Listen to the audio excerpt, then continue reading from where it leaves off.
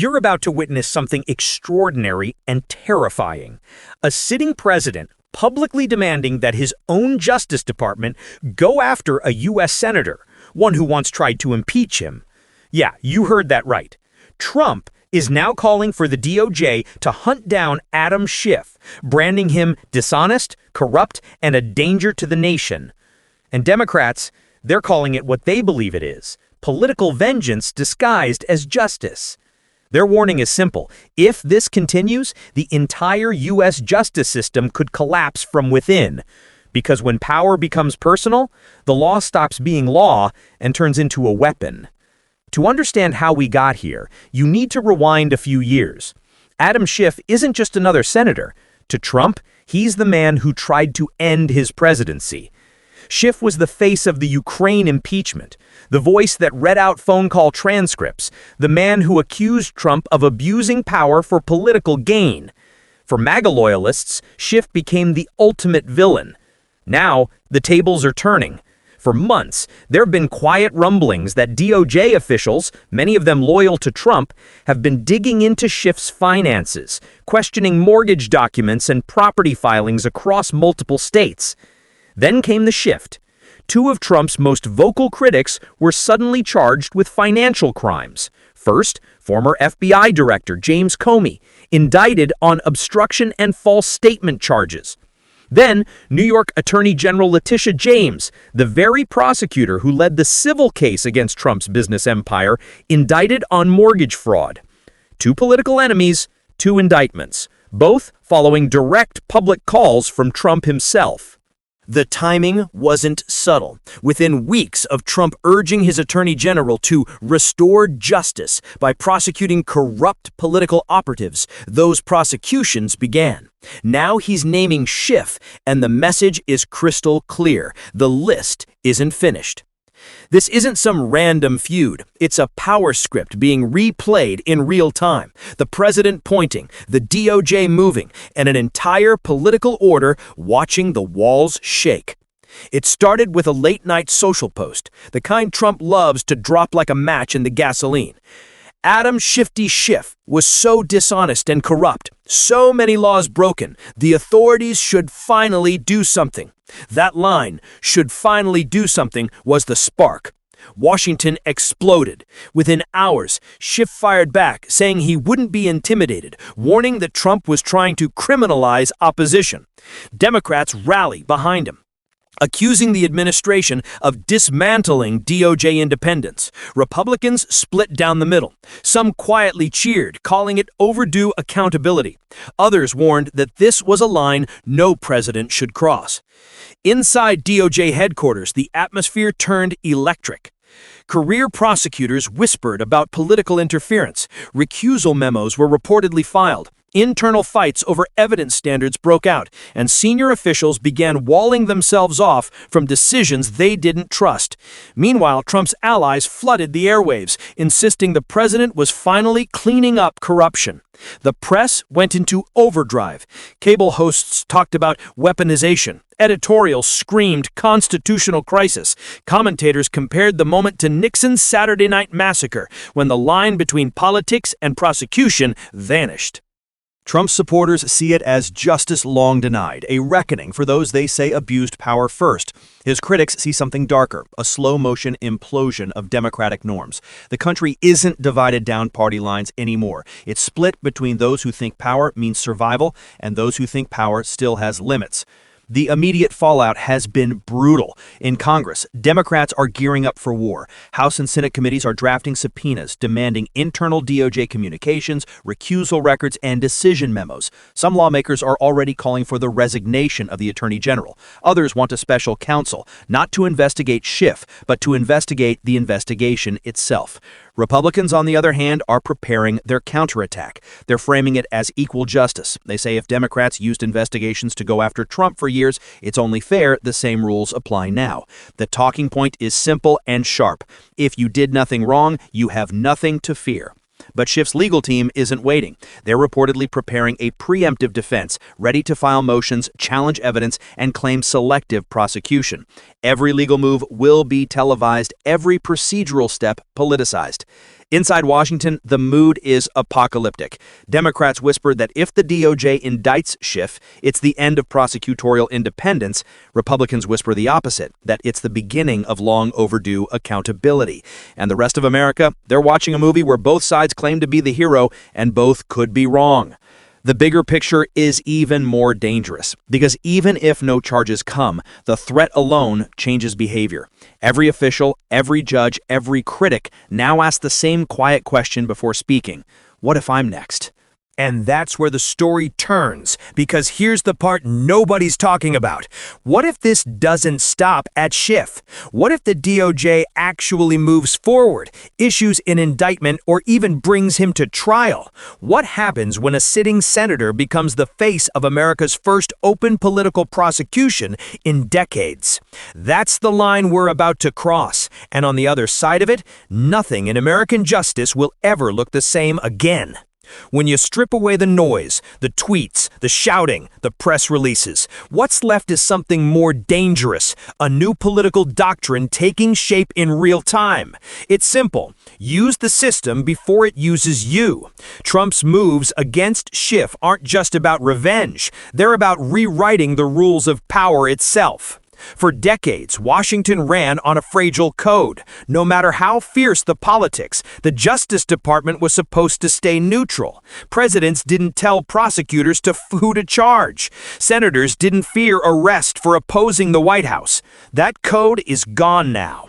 What we're watching is a live experiment in how far a leader can go before the guardrails give way. And it's not the first time America has flirted with this kind of collapse. In the early 1970s, Nixon used the DOJ and IRS to punish enemies on what he called his list.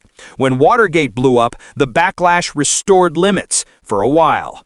In the 1950s, Senator McCarthy built entire careers by turning accusation into theater, demanding names, loyalty tests, confessions.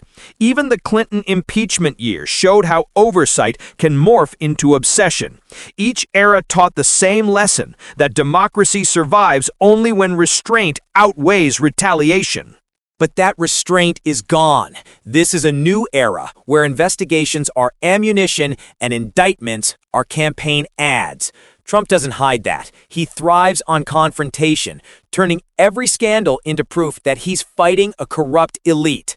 And in a strange twist, his critics help him. Every condemnation, every headline feeds the narrative that he's dangerous precisely because he's effective.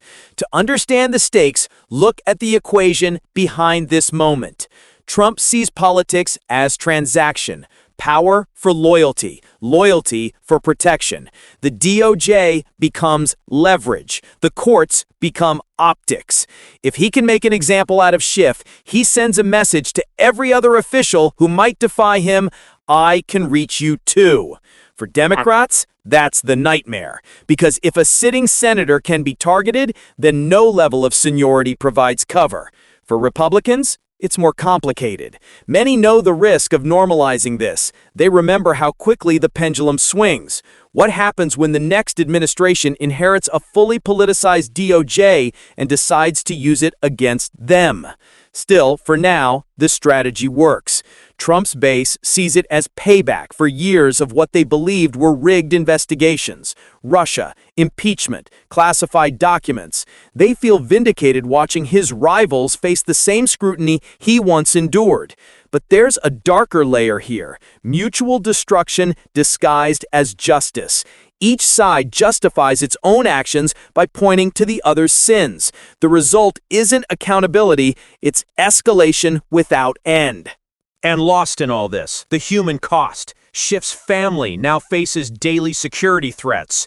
DOJ staffers leak anonymously because they fear professional ruin. Moderate lawmakers who might have brokered peace are retreating from public view.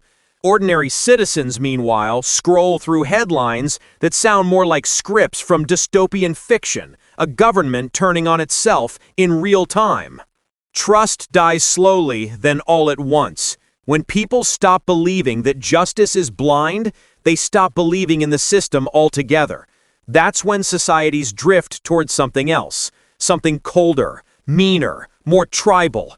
And that's the real danger here. Not just who wins the fight, but what's left of the country afterward.